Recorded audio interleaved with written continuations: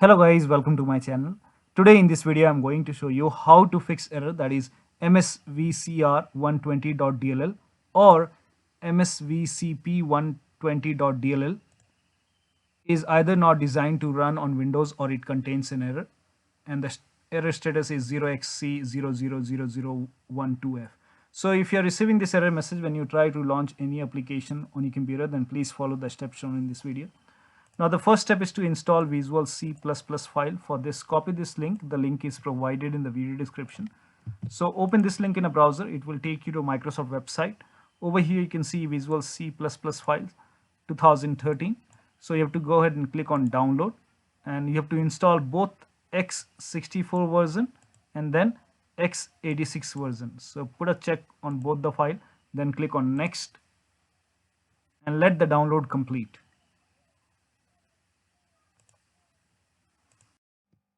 Now once both the file are downloaded, you can go ahead and run both the file. So click on it, click on repair or install, whatever you see. Click on yes to allow. Run the second file as well.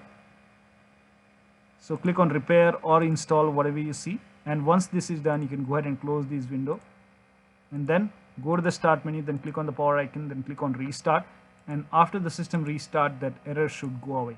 But still you are facing the problem. In that case, you can go ahead and do a clean installation of your software or any application which is giving you the error message.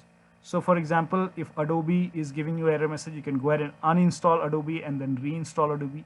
So whatever software is giving you the error message, you can go ahead and uninstall it and then reinstall that program to fix the error message. Now still you're facing the problem. In that case, you can go ahead and simply copy the file from another computer. So on this computer, suppose you are receiving the error message, then if you have any other computer, you can go to this location.